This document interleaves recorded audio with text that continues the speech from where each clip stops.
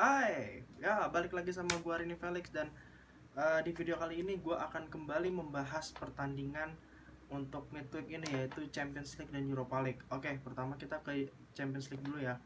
Untuk pertandingannya yang minggu ini kloter pertama gua akan ngebahas ini Juventus Porto ya. Untuk prediksi gua, kita langsung aja. Juventus Porto, prediksi gua ini kemarin kan Juve kalah tipis ya 2-1. Feeling gua, dan ini belum logis ya, dengan kemarin Juve sudah modal bisa menang dari Lazio 3-1. Gue tadi gak sempat lihat hasil pertandingan Porto, tapi kayaknya Porto mungkin menang karena sama-sama menang. Dan ini main di kandang Juve, gue bilang bola lebih di Juve.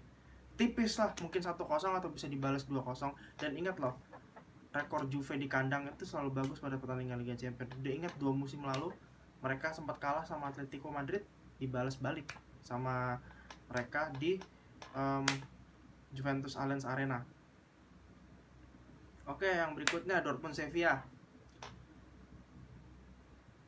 Gue bilang gini, peluang comeback selalu ada, tapi mungkin tipis. Gue bilang di sini lebih ke Dortmund, bola akan lebih ke Dortmund. Dortmund akan lolos ke perempat final.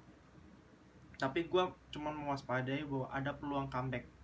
Ya, tapi gue di sini lebih megang Dortmund. Apalagi trennya Sevilla kemarin kalah kan lawan LC, lalu sementara itu si Dortmundnya juga kemarin sebenarnya sama-sama kalah juga, cuman kan Dortmund istilah masih mending lah kalahnya sama sesama rival, sedangkan kalau Sevilla itu lebih kalahnya ke yang musuh bukan bebuyutan sih, musuh yang lebih lemah daripada mereka, tim promosi yaitu LC. Jadi gue bilang tetap sih peluang lebih gede Dortmund, apalagi mungkin kemarin Dortmund pasti Der Klassiker juga udah nyimpan tenaga kan. Haaland sampai ditarik dia berapa last minute terakhir babak kedua itu karena memang mereka harus persiapin Haaland, dan Haaland sempat terkilir. Jadi makanya tuh mereka harus persiapkan Haaland supaya fit untuk leg 2 di kandang sendiri. Oke. Nah, yang ketiga untuk minggu ini ada PSG Barcelona. Nah, untuk PSG Barcelona prediksi gue adalah sepertinya PSG akan lebih diunggulkan di sini. Tapi gue nggak menutup kemungkinan ya, apalagi situasi Barca kali ini sedang dalam kondusif ya, sedang mulai kondusif dengan terpilihnya Joan Laporta sebagai presiden kembali, yang bisa dibilang akan membuat mungkin Messi bisa stay nih setelah pertandingan ini dan bisa aja membalik keadaan. Tapi dan juga kemenangan mereka atas Osasuna juga. Sedangkan PSG kemarin juga sudah modal positif, lolos ke 16 besar Coupe de France mengalahkan Brestoa. Cuman gue bilang di sini PSG akan lebih unggul, apalagi ini main di kandang PSG. Tapi kita ingat peluang comeback selalu ada. Cuman gue bilang kali ini gue melihat dari segi materi pemain aja, PSG akan jauh lebih unggul. Nah, yang terakhir nih untuk kloter minggu ini, Liverpool Leipzig. Oke, Liverpool kemarin menang kan waktu di Budapest, tapi Leipzig bisa aja meng-comeback. Pokoknya segala kemungkinan selalu terjadi, apalagi ini leg kedua, udah penentuan segalanya akan habis-habisan. Dan melihat kemarin Liverpool bener-bener habis di tangan tim promosi sekelas Fulham, Leipzig sementara bisa ngumpulin poin di Bundesliga buat ngejar kemarin lawan Freiburg ya, mereka menang 3-0 dan masih memepet Munchen di Bundesliga sampai mentar tinggal tunggu tanggal 3 April di malam Paskah penentuan mereka siapa yang akan juara Bundesliga. Gue bilang di sini bola akan lebih berkutat ke Liverpool, dengan catatan peluang comeback tetap ada di Leipzig ya. Oke, itu dari Champions League. Kita ke Europa League leg pertama 16 besar. Nah, ini dia yang ditunggu nih, paling menu utamanya ya, big match MU Milan. Walaupun udah nggak big match lagi ya, karena dua tim ini udah diisi dengan squad yang B aja. Jadi untuk ini gue lihat kayaknya sih dua-duanya akan saling nahan, imbang dimana Milan bisa imbang, tapi bisa Milan mungkin kalah tipis dan bisa comeback di leg 2 ya untuk ini. Dan dua-duanya pun meraih hasil positif. MU menang di derby Manchester, Milan kembali lagi ke jalur kemenangan setelah menang dari Verona. Jadi ya menurut gua di sini untuk leg pertama ya kemungkinannya 2, imbang atau MU unggul tipis. Tapi gue lebih milih imbang ketimbang unggul tipis, karena yang gue takutkan adalah Milan belum tentu bisa comeback, karena mereka track pertemuan terakhir mereka berdua saja udah di 2009-2010 yang saat itu dimana Beckham cedera lawan mantan klubnya sendiri. Milan harus mewaspadai tren buruk terakhir mereka itu saat melawan MU. Walaupun ini levelnya bukan kelas Champions League ya, tapi ini Europa League saja. Oke, berikutnya Dinamo Kiev Villarreal. Di sini gue lebih mengunggulkan, walaupun ini main di kandang Dinamo Kiev di Olimpijski, Villarreal lebih unggul. Di atas kertas lebih unggul. Pasukan dari Unai Emery ini akan lebih unggul segala-galanya lah. Ya dengan adanya di sana Raul Albiol, kemudian Alberto Moreno, juga ada Funes Mori, andalan-andalannya. Walaupun di Dinamo Kiev juga ada sih Seva sebagai bukan Seva pelatihnya ya, belum Seva masih ngelatih timnas Ukraina. Tapi tetap lah sebagian pemainnya kan timnas Ukraina Seva.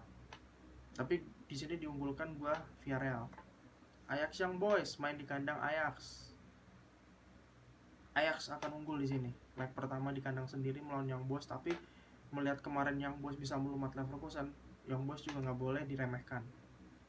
Tim dari Swiss ini bisa jadi kejutan, tapi gue bilang di sini masuk di babak ini mentalitas Ajax akan segera diuji. Apakah mereka bisa kembali ke karakter mereka sebagai tim yang berpengalaman di Eropa.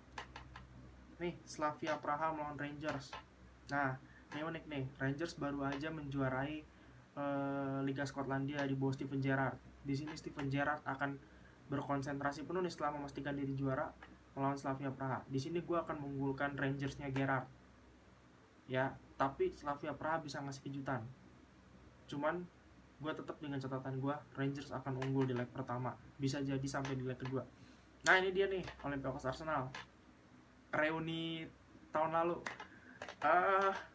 Di sini sih gue sebenarnya tetap mengunggulkan Arsenal.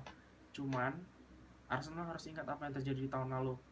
Keselip dikit sama Olympiakos habis. Apalagi di kompetisi ini lebih longgar, siapapun bisa jadi juara.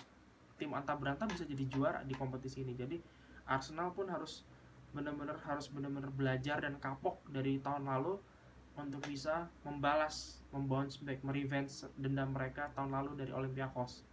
Jadi gue bilang tetap unggul Arsenal di sini ya.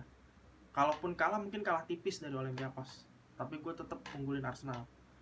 Terus Granada Molde nih, ex timnya Ole sama Haaland.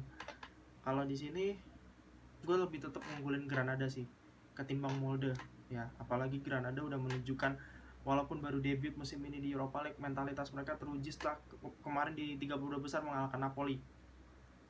Jadi gue bilang di sini Granada akan lebih unggul daripada Molde. Spurs Zagreb. Nah, untuk Spurs Zagreb di sini tetap di atas kertas. Spurs yang kemarin juga meraih hasil cukup memuaskan ya. Mereka gue lupa lawan siapa, tapi kemarin juga Dinamo Zagreb menang lawan Rijeka nih, timnya Brilian Aldama yang kemarin udah gue review. Dan hasilnya adalah gue bilang di sini Spurs akan unggul, apalagi main di kandang Spurs. Lalu terakhir Roma dan Shakhtar Donetsk. Di sini gue mengunggulkan Roma. Jadi gue harus sorry to say kepada klub-klub Ukraina. Di sini Roma akan lebih unggul, apalagi di sana ada Paulo Fonseca, mantan pelatih Shakhtar Donetsk.